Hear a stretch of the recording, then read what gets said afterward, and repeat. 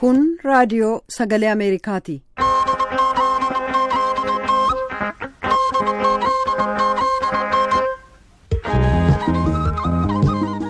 Raadiyoon Sagalee Ameerikaa wixataa qabee hanga jimaataatti galgala keessaa sa'a 2:00 jalqabee hanga sa'a 3:00 meetir baandii 22 25 irratti Waashingtan DC irraa kan dabarsu sagantaa afaan Oromoo amma jalqaba.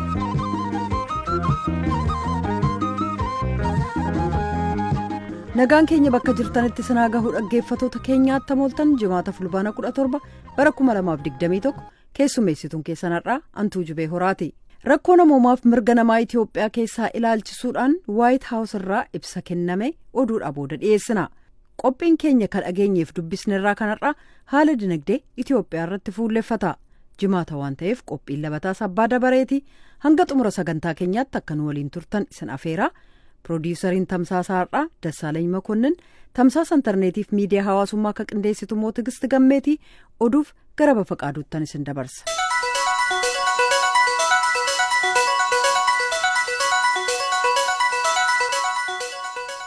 Ashama akka mooltan oduun har'aaf qabnu kuno. Walloliinsa kaaba Itoophiyaatti deemaa jiru keessatti gareewwan harka keessaa qaban irratti tarkaanfii qoqqobbii haaraan akka fudhatamu pirezidaantii Yuunaayitid Steetsi Joo Baayiden ibsa bulchiinsaa guyyaa har'aa baasaniin beeksisaniiru. Akka ibsi pirezidaantii Baayiden jedhutti qoqqobbiin karaa ministeera maallaqaa fi ministeera dhimma alaa Yuunaayitid Steetsiin fudhatamu kun kan mootummaa federaalaa Itoophiyaa, mootummaa naannoo Amaaraa fi adda bilisummaa Tigraay akkasumas mootummaa Eertiraa ilaallatudha. Karaa biraatiin muummeen ministeeraa Itoophiyaa Abiyyi Ahmed guyyaa har'aa pirezidaantii Ameerikaatiif xalayaa barreessaniiru. Gabaasni dhimma kana irratti qophaa'e oduu booddee bal'inaan dhiyaata. Dhaabbata mootummoota gamtoomaniitti manni maree nageenyaa hidha laga Abbayyaa ilaalchisee walgahii inni dheengadda taasise dubbi himaan ministeera dhimma alaa Itoophiyaa qeeqaniiru. Ibsa miidiyaaleedhaaf kenname irratti Ambaasaadder Diinaa Muftii akka jedhanitti walgahii manni maree nageenyaa dhimma laga Abbayyaa irratti yeroo sadaffaadhaaf taasise gaaffii biyya Tuuniiziyaarraa dhiyaateen yommuu ta'u, pirezidaantiin mana marichaa Itoophiyaan, Masirii fi Sudaanii gamtaa Afrikaa jalatti marii isaanii akka itti fufanu gaafachuu isaanii ibsaniiru. Ambaasaadder Diinaan dabalanii akka jedhanitti dhimmoottan mana maree irratti ilaalamuu qaban warreen nageenya addunyaatiif yaaddessaa ta'anidha. Dhimmi biyyoottan sadanii dhimma bishaaniiti, dhimma misoomaati. Dhimma kana kan ajandaa qabsiifte Tuuniiziyaadha. Tuuniiziyaan ajandicha mana maree nageenyaatti dhiyeessuun hin turre kan jedhani Ambaasaadder Diinaa Muftii dhumarratti garuu dhimmichi sadarkaa Afrikaatti akka ilaalamu murtaa'uun isaa gaarii akka ta'e ibsaniiru. Karaa biraatiin itti aanaa muummee ministeeraa fi ministeera dhimma alaa Dimokiraatik Rippaabilik Koongoo Kiristoofer Otundulaa gara Finfinneetti imaluudhaan itti aanaa muummee ministeeraa fi ministeera dhimma alaa Itoophiyaa Dammaqaa Mokonninii wajjin marii taasisuu isaanii gabaasni Kennedy Abaatee qindeesse kun ibseera. Dimokiraatik Rippaabilik Koongoon yeroo ammaa dura teessuu gamtaa Afrikaa yommuu taatu marii biyyoottan sadan hidha laga Abbayyaa irratti taasisanu kan hooggantu ta'uun ishee hin beekamu. Konkolaattota gargaarsa fe'anii Tigraayin seenan keessaa caalaan isaanii waan hin deebineef rakkinni gargaarsa fe'uu akka isa mudate dhaabbanni midhaan nyaataa addunyaa ibsuu isaa Ajaansi Firaans Fireesii gabaaseera. Akka dubbi himaan dhaabbata midhaan nyaataa Geema Snowdown jedhanitti adoolessa 12 konkolaattota Tigraayin seenan 445 keessaa kan deebi'an 38 qofa. Konkolaattonni sun bakka isaan jiranii fi maal hojjechaa akka jiranu akka hin beekne kan ibse dhaabbanni midhaan nyaataa addunyaa namoottan haala beelaa keessa jiran 400,000 fi gargaarsa qaqqabsiisuudhaaf akka rakkate ibseera. Dhimma kanarratti deebiin karaa toora Tiwiitera mootummaa Itoophiyaatiin bahe Hiwaat konkolaattota sana qabee dhimma isaatiif itti fayyadamaa jira shakkii jedhu akka qabu ibsa.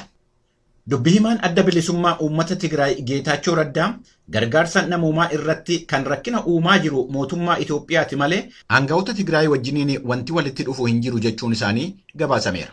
Kun sagalee Ameerikaati.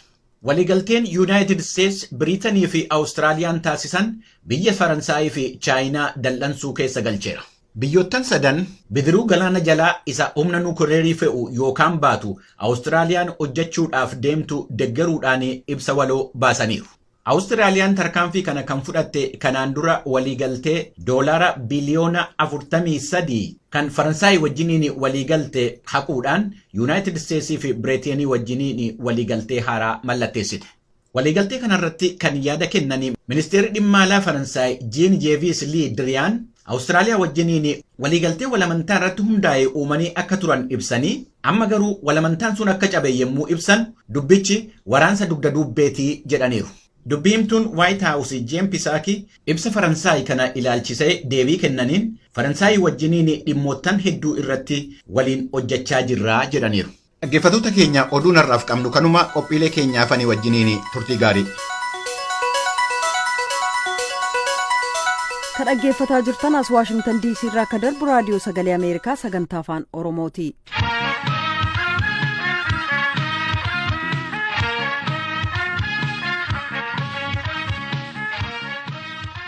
Itoophiyaa keessatti walitti bu'iinsa akka dheeratuuf sababaa kanneen ta'aniif waltaatota isaanii itti gaafatamtoota gochuuf uggura haaraa kaa'uuf ajaja dandeessisu ittiin jedhan pireezidaanti Baayiden har'a mallatteessanii jiru.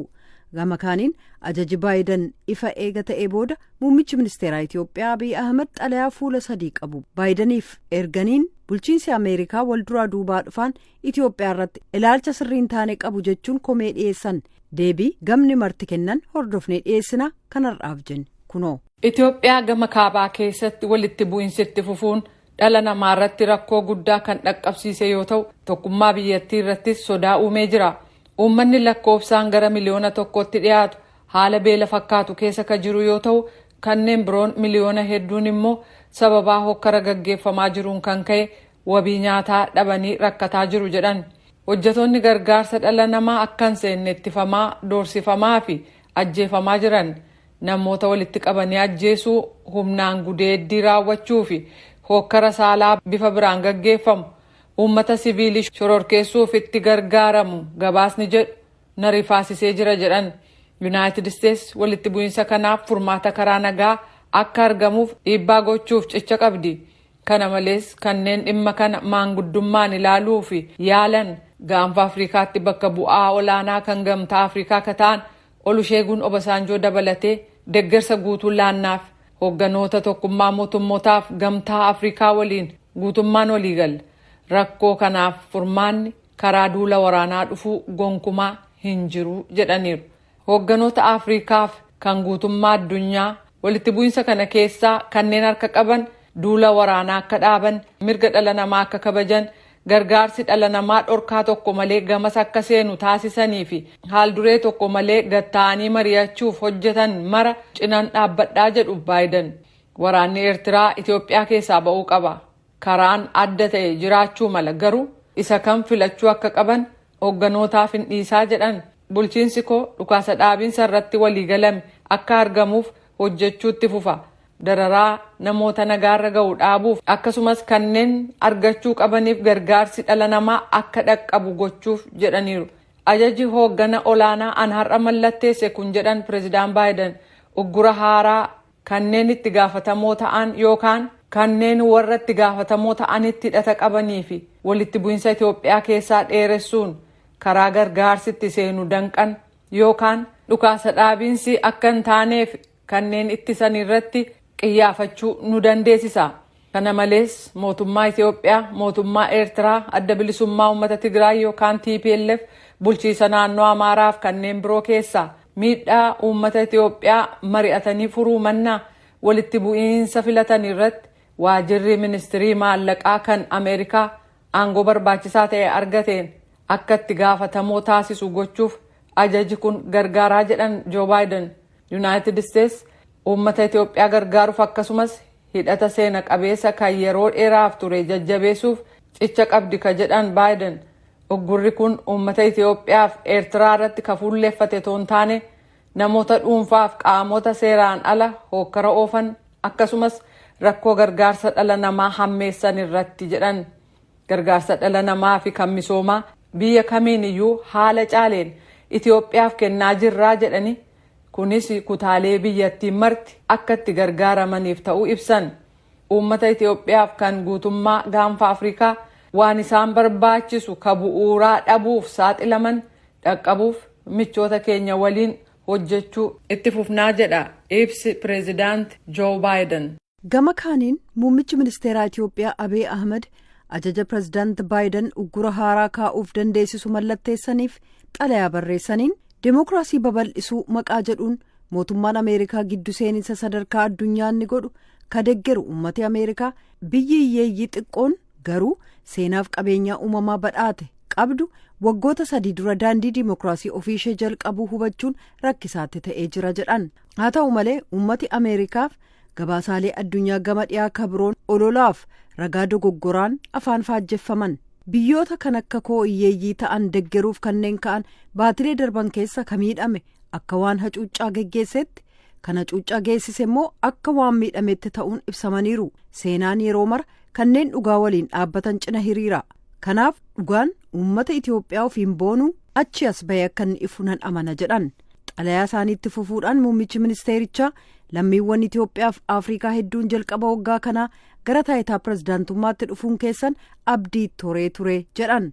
Abdii ifaan sunis kan inni irraa madde Afrikaa ishee haarawaaf hariiroon Ameerikaa bara 2021 keessa haara'ee hojiirra oolaa pirezidaantummaan keessanis abbaa biyyummaa Afrikaaf kabajaa kennaa kanaaf guddina michummaa irratti hundaa'e ni cima amantii jedhuun ture jedha xalayaan sun.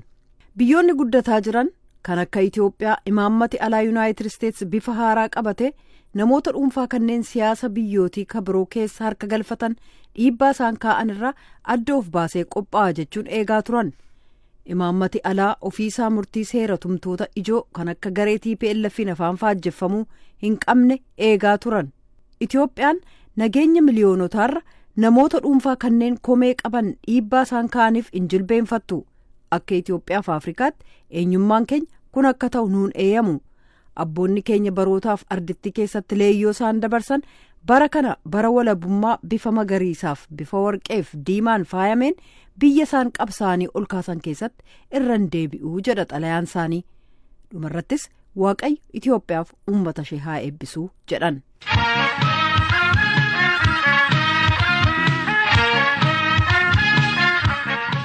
Ka dhageenyeef dubbisnerraa.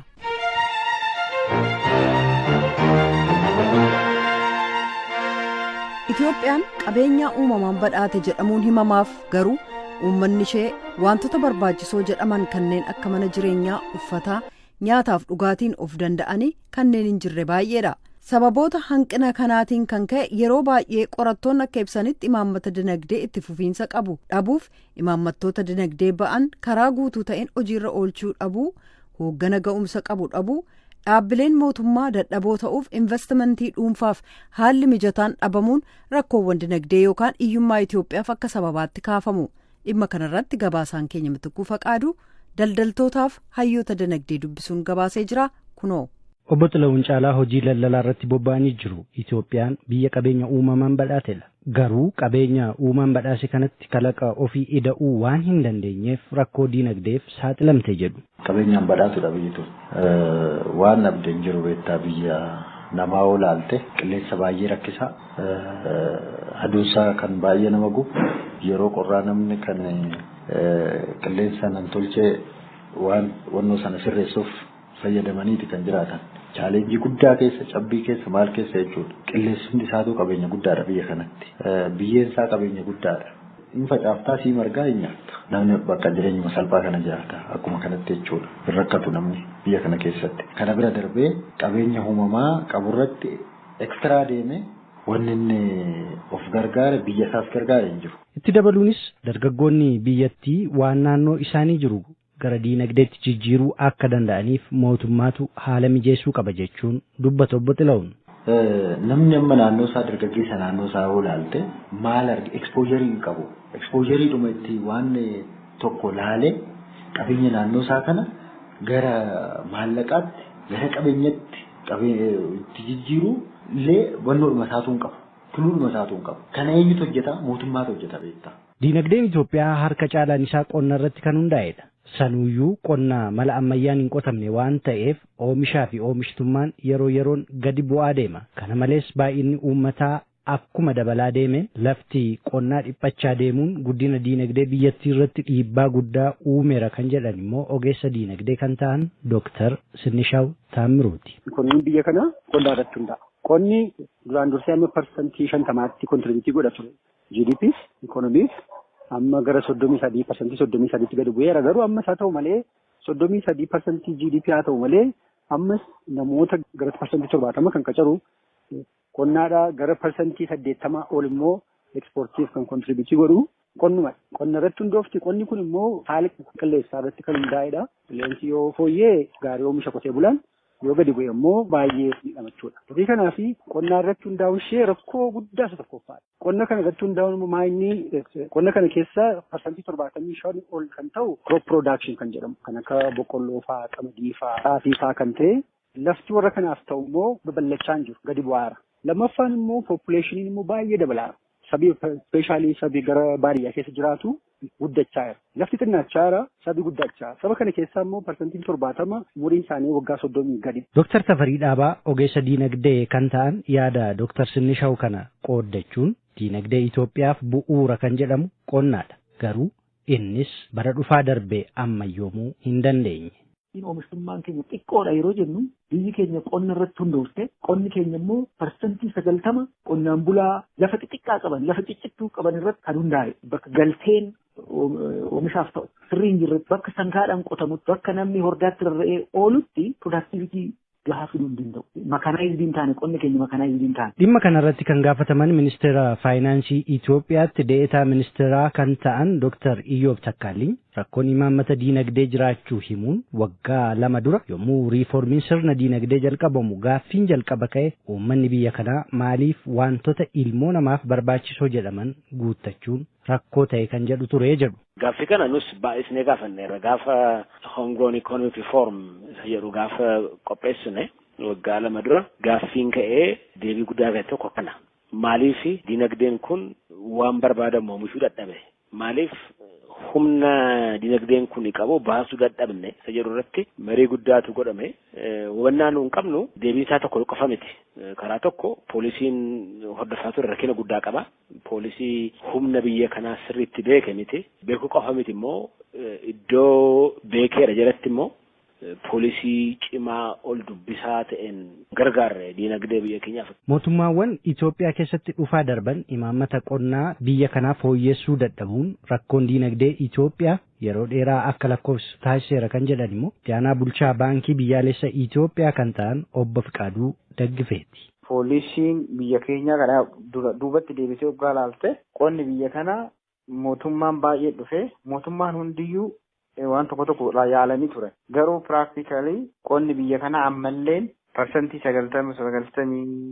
93 illee qonna subsistence farming jedhamu isuma kunoo qotee bulaan bibittinnaa'ee tokko qotatu isuma irratti hundaa'e hamma ammaa isa jijjiiruu hin dandeenye jechuudha. Commercial farm isa jedhamu san fiduu hin dandeenye jechuudha. Kuni poolisii fedhate jechuudha. Itoophiyaan imaammata diinagdee qonnaan durfamuun hordofa jechaa baate. Garuu biyya konkolaataa VAT qaraxaan ala galchaa tiraaktara qonnaa irratti immoo qaraxa muraa turtedha. Kunis rakkoo imaammataa akka biyyaatti hordofamaa turedha jechuun himu Dooktar Iyyoob Takkaalliin. Waa'ee qonnaa faarsaa baane garuu qonna dhuguma humna baasu reefuudha kan haasa'amuu jalqabe. Qonna akkamitti ammayyeessina jedhu irratti haasa'uu duwwaatu hin ta'in poolisiidhaan deeggarame jechuudha. Taarif laayin 500 ol ta'anii akka qaraxaaf taaksituutiin kaffalamin akka galan gochuun kanaan dura waan consumption ta'an konkolaataa ofuma magaalaa keessa oofamutu hin taane tiraaktara irratti meeshaa qonnaa adda addaa irratti taaksiidhaan jajjabeessuun dhugumayyuu qonnaa ammayyeessuu irratti akka ceennannee kaane kan agarsiiseera. Sarara darbee immoo bishaan waan guddaa geeddaraa jira. Bishaan mana biratti kuusamu bishaan bokkaa roobaa ta'u bishaan balbala qotee bulaa bira darbaa ture ofuma lola'u paampiidhaan xalafuudhaan taanaan jallisii guguddaas xinnaas ballisuudhaan taanaan kun amma geeddarama guddaa fidaa jira. Humna qabnu baasuu irratti rakkina guddaa qabna ture. Amma turizimii hojjette paalaasni 4 kiiloo jiru kun ture mini jechuma xooxxoo tabbatan yoo baate waan turedha. Wancii amma waa'ee wancii faarsaa baane garuu wanciin akkamitti akka develop ta'u kan ilaaluutti kaane bara kana biyyi kun qabu baasuun nurra jira jennee kaane. So sekandumaa irratti egaa akkaataa kanaan gaafa laallu kinna jette poolisii isaa siiknee yaada namaas geeddara. Yaada namaas baay'ee barbaachisaadha. Namni humna qabu yoo bare hin tattaafata hin hojjeta jireenya isaa geeddara. Keessumaa ammoo amala hannaa amala karaa gabaabduu irratti badhaadhuuf namni tattaafatu kana geeddarree dafqa ofiidhaan dadhabbii ofiidhaan namni hojjechuu yoo danda'e geeddaramsa guddaa fiduu danda'ama. Dhaggeeffattoota keenya sagantaan kun kutaa kanaan hin xumuramne. Kutaa lammaffaasaa torban qabannee dhiyaanna. Finfinneerraa gabaasa raadiyoo Ameerikaaf qindaa'eef Mitikuu Fiqaaduu.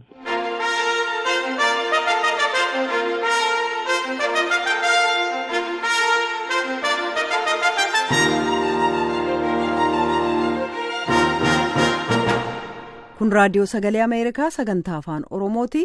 Qophii labataatti ceena.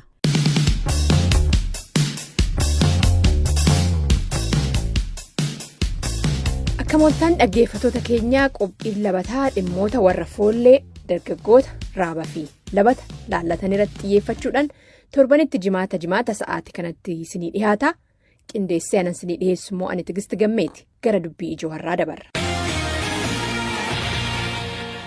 Maskii Mangee waggaa 2 dura bifa barumsaa sooshooloojiitiin yuunivarsiitii irraa eebbifamte. San boodas dhaabbata dhuunfatii akka maarkeeting maaneejeritti hojjetteetti. Yeroo ammaa kana garuu an ittiin beekamtu sooshaal miidiyaa infiluwenser yookaan immoo warra miidiyaa hawaasummaa irratti hordoftoota fi dhageettii guddaa qaban ta'uudhaani. Baay'inaan hojii kanarratti fuulleffattee jiraachuutii fuulli feesbuukii, tiiktook fi instaagiraamii maskii in agarsiisa. Namni 450 seenee jira. Welcome guys. Ijoolleen gujee jirtu.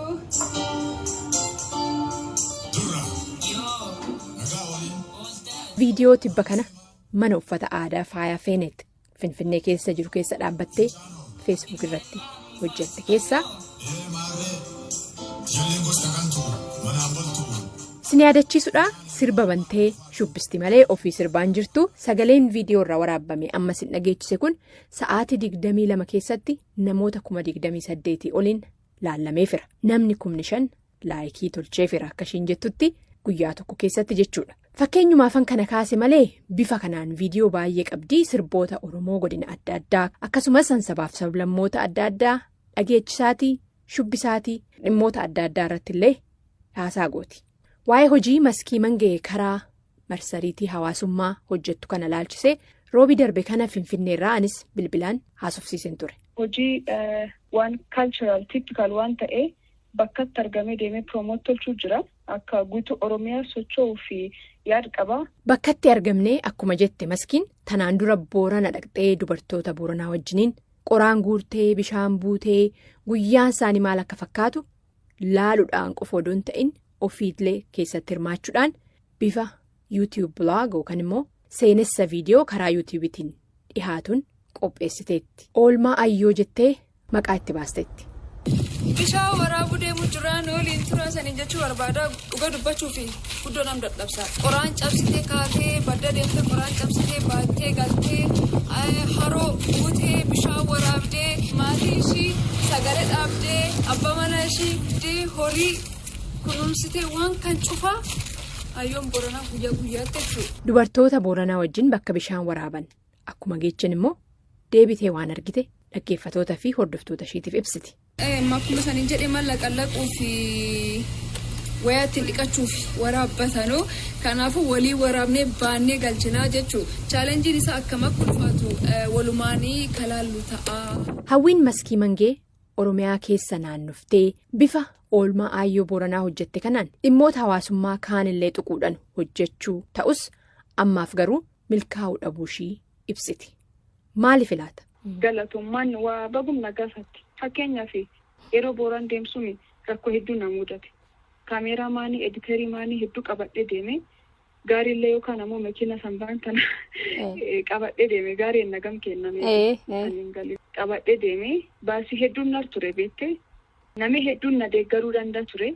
Sila wal deeggaranii waanum xiqqoo tokko walitti hidhanii yeroo hedduu kontiineeslii hojjechuuf yaad qabayyuu jechuudha. Amma garuu jidduun dhaabee badeera yoo agartee jiraatu almost ijji tokko ol ta'eera yoo postii YouTube irraa jechuudha. Beektaa deeggarsii waanum xiqqoo tokko yoo danda'an bakkum deemnutti yoo hoteelii ispoonsar nu tolchan suleen baasii tokko nurraa hafu yoo kaameeramaanii nu deeggaran suleen baasii tokko nurraa hafu odoo kontiineeslii hojjanne sila torbanitti al tokko kan allam dhiisuuf yaala turedhaan akki jalqabbii kiyyaa jechuudha. Ka duraasuyyuu garuu qarshii kiisii keessaa baasee inni dadhabee beektee maaniin si bira dhaabannaa namni siin jedhu jiru. Kanaaf jidduu alaan dhaabee jira. Maan isa lakkoofa faayinaansaalii rakkoo qabna. Kaampaanii hedduu jira namni si deeggaru hin jiru. nam rakkisanii lammaffaan durbummaallee rakkoo dhugaa dubbachuuf yoo dhugaa walitti himu malli jechuudha. Rakkoo yeroo jettu. Meeskii rakkoo akkamiin argannaa rakkoo maaliin argannaa namni jedhee yaadu yoo ani waan akkasii gaafachuuf deeme yaadisa jijjiirata asii galee sullee rakkoo kanaaf inni nam duraalee dhaabachuu dhiisne odeensii gahaa qabaadhaan odeensii miidiyaa tokkoon ta'a kan qabu viidiyoon tokko miiliyoon tokkoon laallama odaa piroomooshinii na hojjedhaan akkan si qarqarra leenaan jedhee amma isteejii kana gama ofiisiillee hin banne of dandeettee dhaabachuufillee namatti barbaachisaa. Aadaa fi uffata faaya aadaa beeksisuun kaayyoo ishee akka ta'an ibsitu maskiin garuu namni hundi waan hin godhu kun hangaleef natti fakkaatu sii jetti fakkeenyaaf. Har'a gaaffii tokko sadii qabadhee dhufee jira yeroo baay'ee nu ijoolleen Oromoo faashinii yoo fooloo-ap tolchinu wanni koomentiin guddaan qabu tokko maan safuu kun safuu intalaatiin akkas maaniif uffatu ati sabboontu miti okay intaltee Oromoo tokko faashinii fooloo tolchuu dandeettu. Like baatee internationally bakka guguddaa deemtee of agarsiisuu dandeettu faashinii promote tolchuu dandeettu. Kuni gaaffiiwwan ishiin hordoftoota ishii karaa feesbuukii gaafatte keessaa anis namoota hojii kee irratti qeeqa sii dhiheessan yookaan immoo yaada dhaga'uuf hin tolle sii kennaniif ergaan qabdu maaliin jedheen. Anin aadaa gubbaa jira aadaa faashinii gubbaa jira so maqaa kiyyaa waan hedduu barreessanii sii galee awwaanna dhagahameef waan jechuu qabu. Akkaawuntii personal akkaawuntii gubbaatti hin barreessaa sheeriin tolchaa peejii adda addaa gubbaa waan hedduu footoshoopii adda addaa fayyadamanii waan hedduu barreessaa turan. Amma miidiyaa hawaasummaa meeqarra jirta? YouTube, Facebook, TikTok biraa jira?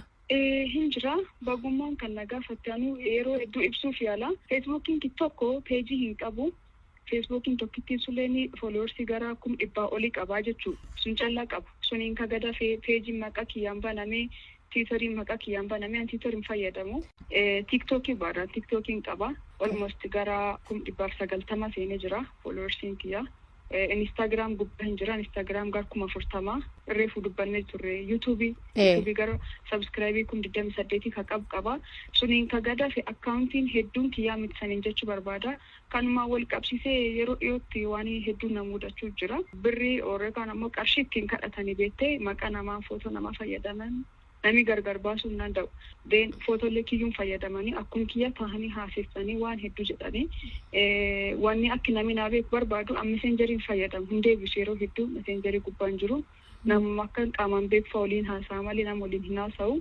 So wanni sanii barreessanuu fi waan isaniin jedhanullee tokkollee naan ilaallatu jechuu barbaada. Kanuma. Jirtu akkam fayyumaa kunoo jiruun baadiyyaa kan fakkaata amma leephis deemu jira leephis deemnee immoo waan ajaa'iba sana agarsiisna.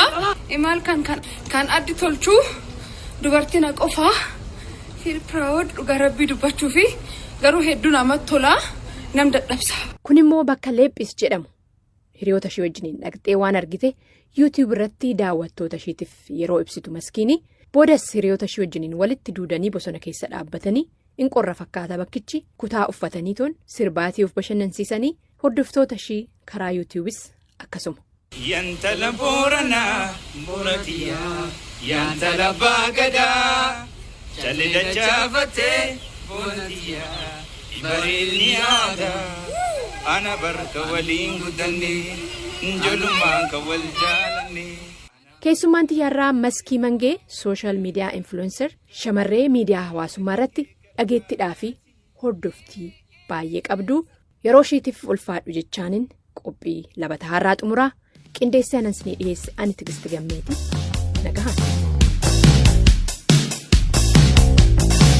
Raadiyoon Sagalee Ameerikaa galgala keessaa sa'a 2:00 jalqabee hanga sa'a 3tti meetir baandii 22 yookaan kiiloo heerzii 13,765 irratti meetir baandii 25 yookaan kiiloo heerzii 12,040 irratti akkasumas meetir baandii 31 yookaan kiiloo heerzii 12,485 irratti wixataa hanga jimaataatti qophii afaan Oromoon dabarsu asirratti raawwata.